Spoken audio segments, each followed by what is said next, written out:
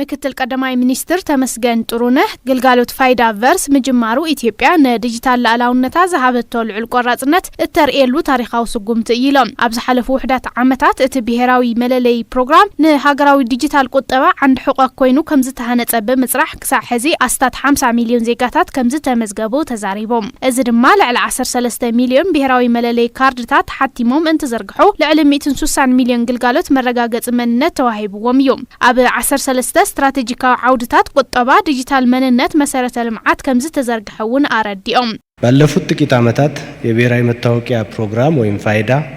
ያስመዘገበው ውጤት ኣብ ዝሓለፉ ሂደት ዓመታት ፕሮግራም ብሄራዊ መለለይ ካርድ ፋይዳ ዘመዝገበው ውጤት እምነት ዜጋታት ዘትረፈን ንዲጂታል ኢኮኖሚ ኢትዮጵያ ዓንዲ ሕቆ ዝኾነ ዝናኣድ ስራሕ እዩ ናብ 50 ሚልዮን ዝጽጉዑ ዜጋታት መዝጊቡ እዩ ልዕሊ 13 ሚልዮን ዝተሓተሙ ካርድታት ኣካፊሉ እዩ ልዕሊ 160 ሚልዮን ግልጋሎት መረጋገጽ ሂቡ እዩ ኣብ 13 ስትራቴጂካዊ ዓውድታት ኢኮኖሚ ዲጂታል መንነት መሰረተ ልምዓት ምልላይ ኽኢሉ እዩ እዚ ዓብይ ዓወት ሎሚ ናብ ካልእ ልዕልና እናተሰጋገረ እዩ ፕሮግራም ብሄራዊ መንነት ካርዲ ከም ትካል ልምዓት መንግስቲ ኣብ ትሕቲ ሆልዲንግ ኢንቨስትመንት ኢትዮጵያ ፋይዳ ቨርስ ብዝብል ስያሜ ናብ ስራሕ ምእታው ኢትዮጵያ ንዲጂታል ሉዓላውነታ ዝሃበቶ ቆራጽነት ሓደን ዓብይን መርኣያ እዩ ቁርጠኝነት አንዱና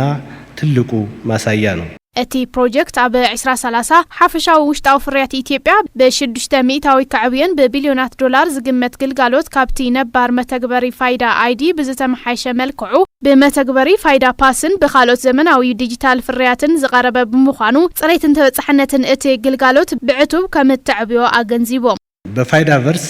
የሚቀርቡት የዲጂታል መፍትሄዎች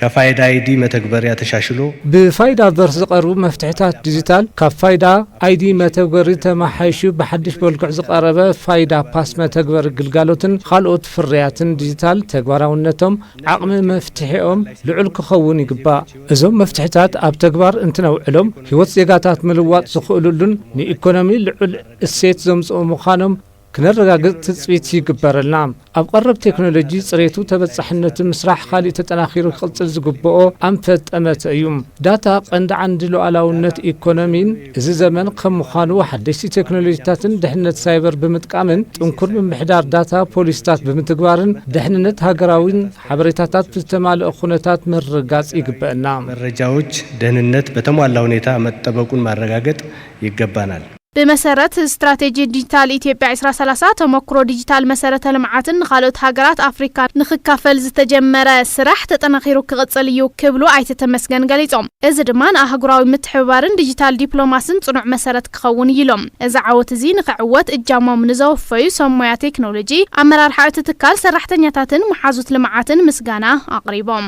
የዜጎችን የዲጂታል ዓለም ግንዛቤ